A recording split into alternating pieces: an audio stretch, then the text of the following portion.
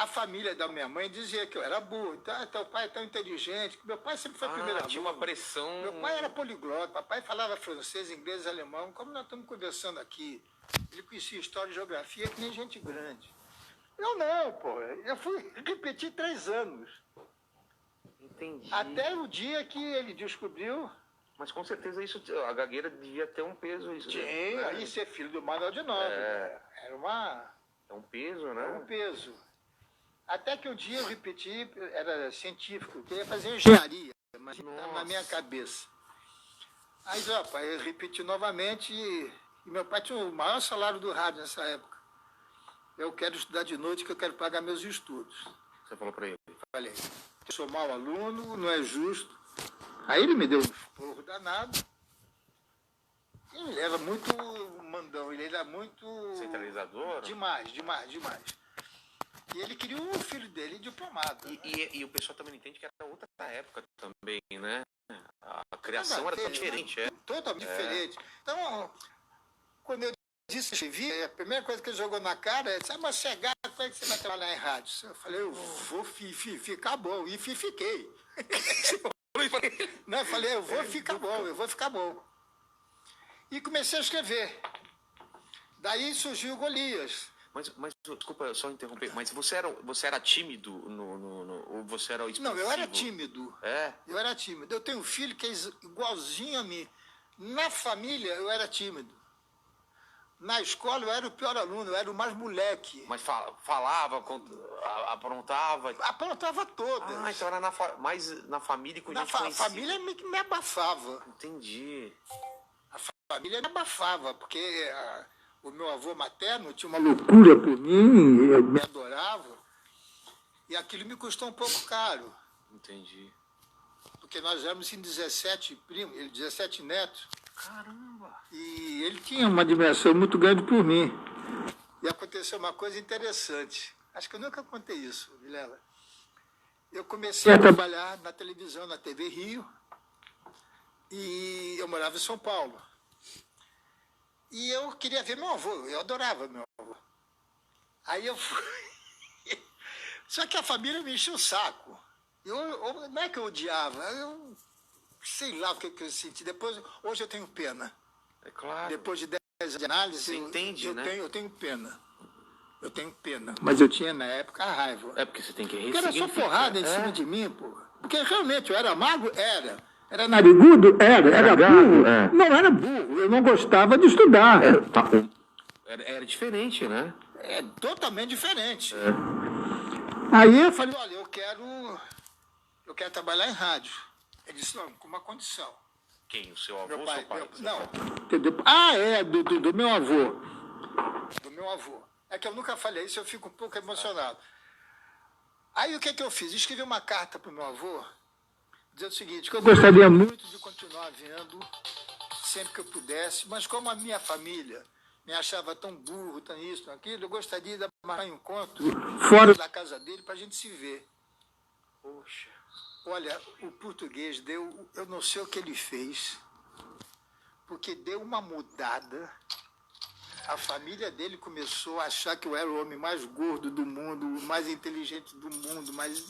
Eles devem ter dado Uma comida de rabo no pessoal. Deu. E o pessoal respeitava. Então... Que ele é daqueles portugueses, ele veio de porão de navio. Português de onde? Ele era perto de Fátima. Sei. Eu não sei que outro avô eu sei, é Ilha da Madeira. Milagres. Era perto de tem Fátima. Sei. E ele veio para o Brasil e fez... Porão mesmo? Ele fez a vida dele veio aqui. veio dormindo em cima de saco. E ele cresceu.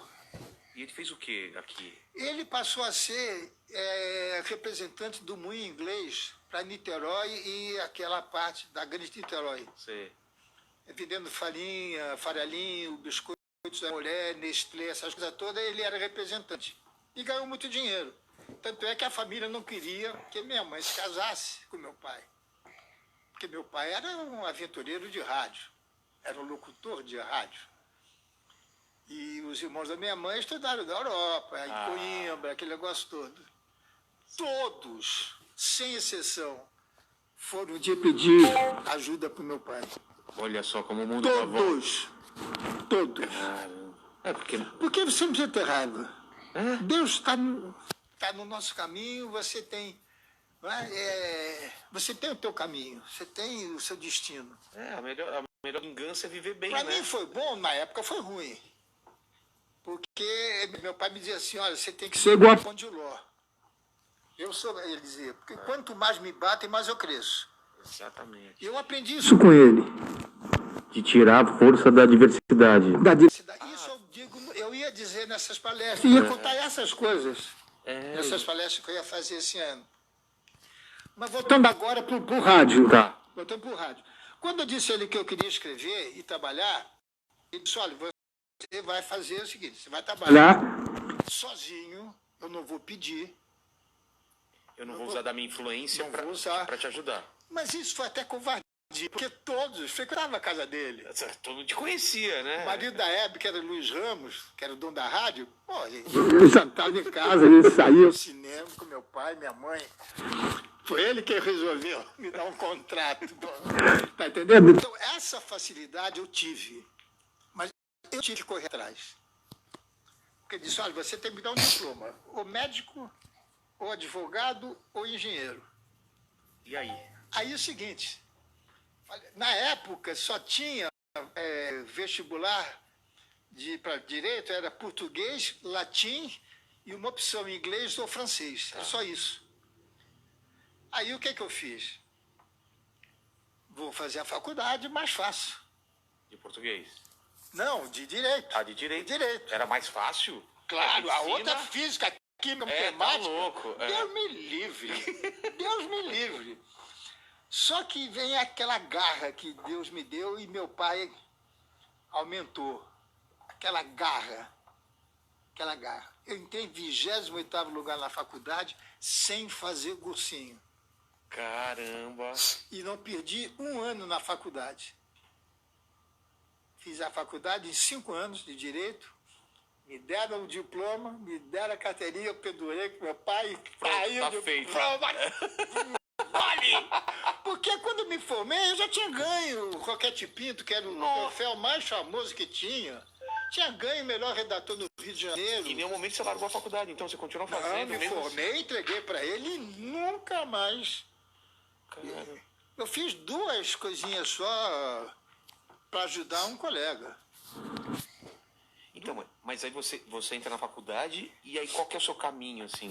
Você começa numa rádio? Comecei na Rádio Nacional, que hoje é a Rádio Globo. Tá, aqui em São Paulo. Aqui em São Paulo. Depois a TV Paulista. Mas como que você veio do Rio pra cá? Qual foi essa Não, meu pai veio morar em São Paulo em 45. Ah, tá. Isso tudo que aconteceu... Antes e depois... A família falava nas férias, quando eu ia para lá, entendi. eu tinha que engolir aquela gente. Entendi. Não era fácil. Para mim era um tormento as férias que eu tinha que ir para Niterói. Eu odeio. Eu ficava louco, rapaz, quando tinha que ir para lá. Eu odiava. Mas me libertei. Claro, pô. Me libertei. E a gagueira, como você fez? Fez algum tipo de tratamento ou foi confiança que foi ganhando? Medo de gaguejar, por quê? A gente ganhava relativamente bem. Na época eu ganhava 3.000 cruzeiros. Seria o que hoje em dia? Uns 10, 12, coisa assim. O Golias ganhava 4 e o Roberto Luna ganhava 5. Você lembra do Roberto Luna? Lembro. Cantor de bolero? E nós íamos fazer show em circo, com canarinho também. E a gente ganhava mais no circo do que na televisão. Nos ingressos? A gente rachava meio a meio. Pô, Quando o circo lotava, não é esse circo de hoje. Não, era aquele outro circo que o buraco menor, às vezes, era a porta de entrada. Que quando chovia, você tinha que estar debaixo da chuva. Você ficava desviando. E isso me ajudou, porque imagina se eu vou no circo e gaguejo. Os caras, me matam. Narigudo, espinhudo e gago. Um prato. E eu comecei a me soltar. E aí foi E como é que eu escrevia, Vilela? Porque eu sou redator. A minha profissão é redação. Todo o resto vem a partir da O resto vem a redação. partir da vida. Da vida. Para ganhar mais, para pegar um troco aqui, um troquinho ali. Mas a minha vontade era escrever. Eu nunca imaginei que eu fosse ter um programa. Nunca. Nunca te passou pela cabeça? Nunca. A minha vida é uma loucura. Porque talvez eu seja até louco, eu não tenho medo da Deixa eu vida. te falar. Você Eu acha não que você tenho medo. controla o seu destino ou as coisas Eu não acontecem? consigo ficar nervoso quando eu faço o programa. É? Não. Sabe quando eu fico nervoso? Mas hoje em dia? Desde o passado. Sério? Por quê? Porque meu pai me ensinou uma coisa. Quando você vai fazer um show, eu fazia show com Golias. Quem vai é porque gosta de vocês. Senão não iria. Ninguém vai sair de casa, pagar ingresso para uma pessoa que não gosta. Então, você tem que chegar, meu filho, para trabalhar para os teus amigos que gostam de você. E isso eu guardei bem para mim. O resto vem naturalmente. O resto vem com o tempo, vem com trabalho. Porque eu não era conhecido como redator do público. Ninguém sabe quem escreve o quê. Até hoje, Mas os né? diretores sabiam. Entendi. Então você foi ganhando esse reconhecimento dos diretores, que era o mais importante, né? Exatamente. Eu era chato eu falar, mas eu sempre tive o maior salário de redator. Sempre ganhei Todos os prêmios. dos eixos Rio e São Paulo, eu ganhei. Com menos de 30 anos. E isso sempre relacionado ao humor. Ao humor. É? Era a tua paixão desde o começo? Era. Trabalhar com Era. humor? E eu não sou engraçado, eu sou alegre. Você não era um engraçadão da turma, assim, né? Não, moleque é. É, moleque. Moleque. Fazia Moleque. piada. É. Posso cantar, né? Pode.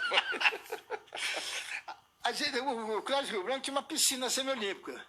25 por 10. E tinha só 5 raias. E a gente treinava depois da aula. Que era um técnico Sato, que era do Pinheiros. E época de competição, a gente tinha que treinar mais. E a gente queria treinar, então, também de tarde. Só que era obrigado pela escola, na aula de ginástica, Os alunos poderem. nadar. Então, Eles davam 2 réis pra gente, as 3. Tá. O resto é pro Aí a todo gente mundo queria usar. expulsar a molecada. porque quem tá Nadando lá é asmático, tem. E a gente era tudo. Maluco, tudo louco. E tinha um moleque, eu tinha raiva dele, ele ia De guarda-chuva. Ué, ele sempre usava guarda-chuva. Um dia eu peguei guarda-chuva e fui pro trampolim. Pulou de guarda-chuva? Virou guarda-chuva. Passaram-se muitos anos. O Marcelo nasceu um pouco estrábico, meu filho. Tá. E o meu tio, que era pediatra, disse, olha, o melhor oftalmologista que tem para isso é o fulano de tal.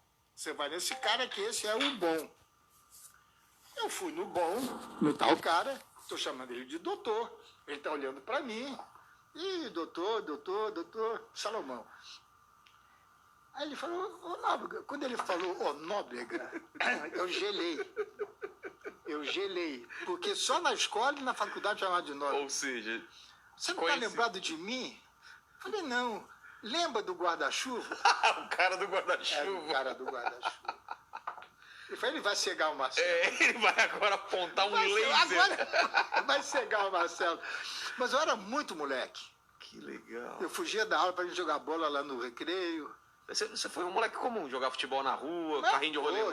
carrinho de rolemã, meu bolinha era de o melhor. gude. O meu avô me deu o melhor carrinho de rolemã que tinha na mesmo? Vila Pompeia. Eu descia ali, a doutora... Mas não se matava naquelas coisas de carrinho de rolemã, né? Você descia umas ruas... Na vinha direta. A vida era melhor, a gente era mais feliz, né? Pipa, você chegou a empinar. Pô, pelo amor de Deus. Bicicleta. E quem fazia as pipas era o seu Vilela, João Pinto Vilela. Fazia de bambu. Meu pai Fazia de bambu. Descascar o bambu com a exatamente, botava naquele papel de cera. rabiola com saco de lixo também, ou não? Tinha aquela coisa que você virava. Caramba. Eu tive uma infância muito boa. Eu não tive, foi juventude. Aí já... Porque... Começou a trabalhar cedo, né? Comecei a trabalhar que tinha 7 anos. Mas aí não começou a trabalhar, já começou a trabalhar para valer, não é que... Pra valer. Não, já começou com Não, responsabilidade. com 9 anos fazia programa de rádio com meu pai. Como assim? Tinha um programa chamado Conversando com o Papai. Era um pai conversando, falando sobre a vida pro Sei. filho, e era quase que de improviso. Ele levantava as questões e você ia falando. Ele ia falando. Bate-bola. É, Cara, aos 9 anos de idade. meu pai me deu muita força. Isso cara. acha em algum lugar ou se perdeu? Esses Áudios, será? Não tem nada Não tem disso, como, não. né? Meu, já pensou ouvir isso hoje em dia, como deve ser? Nossa, você não sabe esse negócio de ouvir. São coisas que eu nunca falei pra ninguém. Poxa, que legal, cara. Meu pai era muito amigo do Silvio Caldas, que foi um dos maiores cantores Sim, do passado. meu pai ouvia demais. E o Silvio era amicíssimo do meu pai. E ele gostava muito de pescar. Um dia ele estava no Sumaré, o Silvio chegou em casa num domingo. Disse, Mané, vamos fazer aí um peixe, sei o quê. Só que eu não quero ninguém na cozinha. Só eu e a Dona Maria.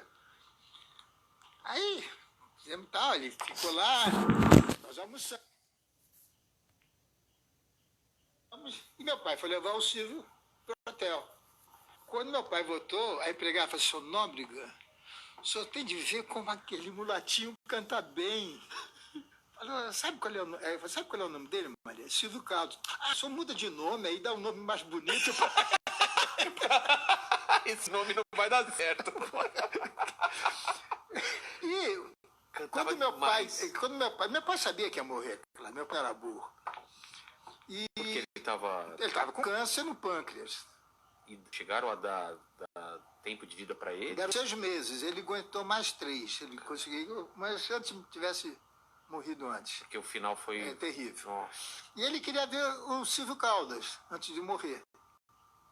Só não tinha mais o telefone do Silvio Caldas, nunca mais tinha. Há muitos anos eu não via o Silvio. Aí eu liguei para o Silvio Santos, falei, Silvio, dá para você dar uma chamada no teu programa, que tinha programa na Globo? Sei. Tinha 500 de audiência, uma loucura. Pede para o Silvio Caldas, que meu pai quer, fala para ele que meu pai quer vê-lo. Isso foi no domingo. Na segunda-feira, o Silvio foi na casa do meu pai. Ficaram os dois conversando e ele gravou. Era aqueles gravadorzinhos. Não, mas o Silvio foi com o Silvio Caldas? Não, Silvio. O Caldas foi sozinho. Ah, o Silvio Caldas foi É. sozinho. E os dois começaram. Meu pai não sabia que estava sendo gravado. E os dois começaram a conversar, ele cantava, que ele levou o violão. Aí ele. Seu pai de cama? Meu pai não saía mais da cama. Nossa. Meu pai não. Meu pai tá com 40 quilos. E aí o Silvio levou lá para a gravadora, deu uma geralzinha e levou de presente pro meu pai. Roubaram essa fita. O quê? Roubaram essa fita. Você acredita? Mas seu pai chegou a ouvir na época e tudo mais? Ouviu. Ah, tá. Ouviu. É que você não tem agora pra... Puxa, aquilo Só só se se vê para mim, o Vilela. Por que alguém... por que alguém roubaria? Maldade. Não é maldade, é desonestidade. Porque meu pai morava no apartamento com minha mãe. Só que teve uma hora que minha mãe também estava com câncer. Só que minha mãe estava muito pior que meu pai. Ah, é? Que minha mãe sentia dor. O pâncreas não dói. E eles vieram morar na minha casa, Aqui no Morumbi. e aí Ele, no dia 2 de janeiro, ele sentiu outra dor, foi para o hospital e não voltou mais. Aí ele morreu em março. E como a gente estava torcendo para ele morrer, porque Vocês imagina viram? um homem de 95 quilos.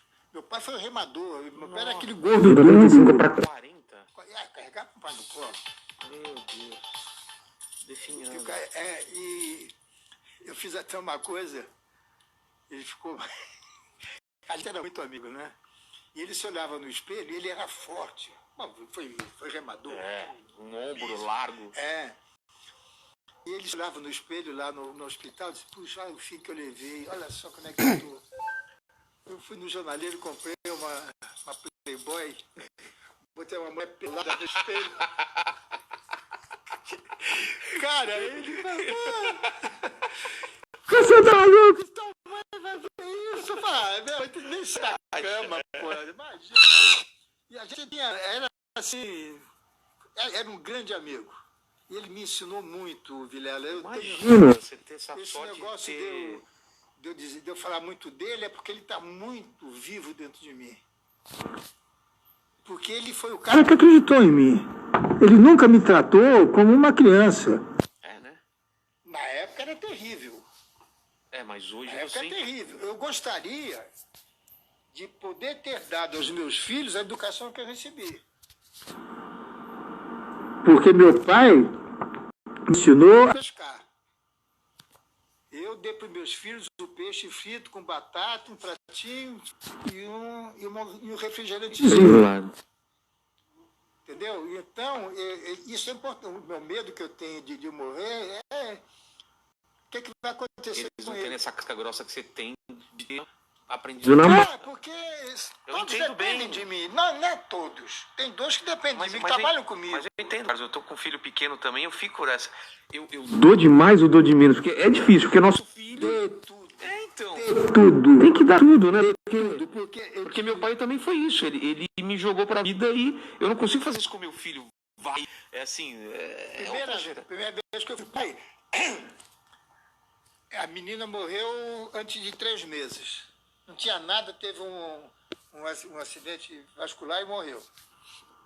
Foi terrível. Eu já tinha comprado. O vestidinho do primeiro aniversário dela, ela tinha 3 meses. Poxa. E era minha primeira filha. E aí, Veio um, veio dois, veio três, veio quatro. E não vinha a menina de volta, porque eu queria a minha filha de volta. aí eu fiz vasectomia e morreu o assunto. Aí eu acabei me separando. Eu não queria ter mais filhos, porque, olha, não quero mais ter filhos. E acabei cedendo. E nasceu duas joias, um casalzinho. Poxa. E ela manda e desmanda em mim. Cara, com todo o coração, dane-se. É claro. O dinheiro é meu. É. Eu já, o que eu tinha que fazer em vida, eu fiz. Quando meu pai morreu, eu era filho único, ficou tudo para mim. Eu peguei, quando ele morreu, eu peguei as coisas dele e passei tudo para os meus filhos. Não, depois eu passei tudo para o nome dos meus filhos. Quando eu me separei, da segunda vez, eu passei tudo para os meus filhos. Então você não tem mais nada, é deles. É deles. É. Não tenho o que bem, só tenho meu sítio e 3 carros, mais nada. E isso aí me fez assim, como é que eu vou te explicar? Um certo medo do que possa acontecer quando for embora. Por quê? Porque eu acho que eles dependem muito de mim. Não tem como. Entendeu? Cara. O mundo deles, quando nasceu o João Vitor e a Maria Fernanda, Eu pedi desculpa a ele por trazê-los ao mundo. Eu assisti o parto, né? Quando eu peguei, disse desculpa por você, por esse mundo. Entendeu? Eu falei. Porque o mundo de hoje está terrível. Tá. Está terrível. Mas e se o trabalho deles não for fazer esse mundo melhor, entendeu? Eu acho que a gente tem que sempre torcer cada pra vez isso. pior, Vilha. Tá, mas eu acho que... Eu penso também no meu filho, a única coisa que eu quero que eles. que ele tenha que ele seja uma pessoa boa. Não é isso que você pensa, assim? Que meus filhos sejam pessoas boas, que tenham alguma coisa. Realmente esse mundo, eu fico assustado mesmo. Marcelo agora, por exemplo, Marcelo vai fazer, por conta dele, eu nem sabia, a pracinha. Ah, é? É uma praça só com criança. E o Marcelo no banco. Poxa. Eu estou rezando para isso dar certo, porque ele vai se realizar. Caramba. Porque o sonho do Marcelo é você estar naquele banco. É. Como era o meu, ficar no lugar do meu pai. Quando eu fui para Globo, meu pai tinha morrido, o Boni quis fazer a praça, fazer uma homenagem. O meu pai. Seu pai morreu em que ano? Em 67. 67. Não, 76. 76. 76. Dia 17 de março de 76. E o Boni foi cria do meu pai. O Boni começou com meu pai. Começou no mesmo A tempo? escrever, era eu, meu pai e o Boni. Ele começou como redator? Como redator. Eu não sabia, o Boni. Lá em casa, na casa do meu pai. Meu Deus. Na casa do meu pai. O Boni, não o Boni. O Boni. Não, o Boni. O Boni. Nossa. O Boni. Até mexo com eles. Pô, Ó. você foi o filho que deu certo. Que é um gênio. Que gênio. Mas é isso aí. Até hoje, eu sinto muito a presença do meu pai. Você acredita nessas coisas que Certamente. ele tá realmente vendo? Eu também acredito, Mas assim, que... certamente, não tem a Com menor certeza, dúvida. né? Agora, uma coisa que você vai dizer, esse cara é maluco. Se eu pudesse escolher dos dois, se pudesse votar, eu queria minha mãe. É mesmo? Por quê? Sim. Como Porque que era a foi a relação com pessoa sua que mãe? mais me entendeu na vida. É? Ela fazia o quê? Dona de casa. A minha mãe, embora fosse de família rica, quando ela se casou com meu pai, e ela foi morar na casa do meu avô paterno, do pai do meu pai, minha mãe e a minha avó gostavam muito bem da Ilha da Madeira. Minha mãe que fazia camisas, cuecas, pijamas do meu pai, da gente. Ela era aquela dona de casa.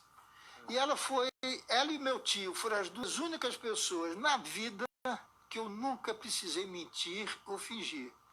Porque eles me aceitavam como eu era. Você contava as coisas Não. de verdade? Entendeu? Então, eu sinto muito mais falta dela. Porque seu pai até pelo trabalho era Porque mais ausente. pelo trabalho, exato. Ele é mais ausente, ele é mais presente. Mas a minha mãe é que me presente deu... porque você acompanhava ele no trabalho. Ele é Mas filho em casa- único. Agora minha mãe é que que me educou. Minha mãe me ensinou o que eu sou hoje. A ter respeito, a não... Até hoje eu não digo palavrão na frente de mulher. Não digo, eu não consigo dizer. Eu abro a porta para minha mulher e para minha filha entrar no carro. É uma coisa que não se vê mais hoje em dia. Não, é um negócio que está dentro de mim, não é forçado. É uma coisa natural. É igual você espirrar, pegar o lenço e limpar. O que você lembra da tua mãe Falando pra você sobre esse sonho. de trabalhar? Manuel não pode se aborrecer. Eu e meu tio, a gente odiava. Porque esse meu tio era 6 anos mais velho que eu. Como se fosse meu irmão. Sei. E nós fomos criados juntos. Minha mãe que ensinou ele a ler, escrever. E o Fernando era bagunceiro. Um grande médico depois. E lá em casa, olha, Manuel não pode se aborrecer. É a frase que eu me lembro da minha mãe. Porque ela era contra tudo até a hora que eu fosse fazer. Quando eu fizesse, por exemplo, moto. Onde é que Se viu da- de moto? Um dia eu comprei uma moto, ela foi na garupa. Que legal! Ela Com 60, apoiava... com 60 anos de idade. E o meu pai, eu fui o filho que ele queria que eu fosse, mas eu não era aquilo. O meu psicanalista odiou quando eu falei isso, que eu queria a felicidade dele. Era mais importante para mim o meu pai ter um filho. Eu entendo perfeitamente. Entendeu? Você queria Porque preencher quando ele a- morreu, eu tinha 40 anos. Minha vida mudou. Aí eu passei esse Carlos Alberto. Eu pedi pai e mãe 6 meses. Em um espaço de 6 meses? Então meu pai, ele não, como é que eu vou te dizer? Ele me tratava de uma maneira muito diferente. Ele queria que eu fosse um cara que eu não era. Te mudou a um filho que ele imaginou. Eu jamais poderia errar. Imagine se eu fizesse um ensaio e fosse gravar, desse uma risada de um erro meu. Imagina. Chamava atenção. Pô! Então, mas eu queria meu pai feliz. Eu queria aquele meu amigo feliz. Que eu tinha a vida toda pela frente. Ele morreu com 63 anos. E ele viu você fazendo o trabalho. E eu tenho pena, rapaz, porque eu queria que ele... Olha a loucura que eu falei uma vez pro meu psicanalista, que aliás era um psiquiatra. Eu gostaria de envelhecer com meu pai. Para trocar ideia com ele mais velho? Porque eu faço todas as besteiras que ele falava e fazia. Aquela coisa de velho, porque antigamente 50 anos era velho. É? Meu pai foi fazer a praça com 52 anos. Caramba, começou a fazer a praça com 52? É. Não, um pouquinho menos. A praça teve 14 anos com ele. Ele morreu com 63, parou em 62. Tinha menos de 50 anos. Nossa. E era um senhor aposentado, o personagem da praça, que é diferente do meu. Meu pai era sério na praça, aquele velho. Eu não sou o velho da praça. Eu sou o cara engraçado que mexo. Porque na época, um cara de 45 Era um senhor. já era um senhor, né? Cara, na faculdade, exame oral, você tem que ir de gravata. Eu, às vezes, no Rio, depois eu vou trabalhar no Rio, eu ia buscar meu filho na faculdade de bermuda, ele foi de bermuda. Então, o mundo era diferente. O mundo mudou, né? O pessoal ia pro teatro de Paletó e gravata, cinema. Imagine chamar uma mulher de você. É senhora. Até hoje eu tenho dificuldade. E a relação com o professor também era outra, né? O professor era... Imagina. Nunca que você ia bater Não, boca com os professores eu era vagabundo. Olha a vergonha. Tinha um programa chamado Essa é Sua Vida, que quem apresentava, eu não me lembro bem quem era. Era já no SBT. E essa é a sua vida. E fizeram isso para mim. Quando eu vi, então o professor Norton, que era da... Falei, ferrou. É agora que eu vou perder, porque todo mundo ia, me elogiava, chorava. Aí o Norton virou-se, esse foi o vagabundo mais simpático do Colégio Rio Branco. Porque eu fazia molecagem, não era mal educado, eu era moleque. Eu abaixava aqueles parafusos, aquelas cadeiras. Sei. Eu ia mais cedo com aquela... ia abaixar aquela rosca para quando as meninas Sentasse, a cadeira ir para baixo. Sabe? É coisa de moleque, né? de moleque. Na natação que a gente aprontava, a gente nadava às vezes de manhã cedo para treinar e não tinha água aquecida em piscina. Água fria mesmo. Não, água fria, 6h30, 7 horas da manhã. O que a gente fazia? Entre nós, porque a gente era muito amigo. Disso eu tenho saudade. Só tinha 5 raias, então eu ia uns 5, fazia lá 100, 200, 300, não sei o quê, e saía.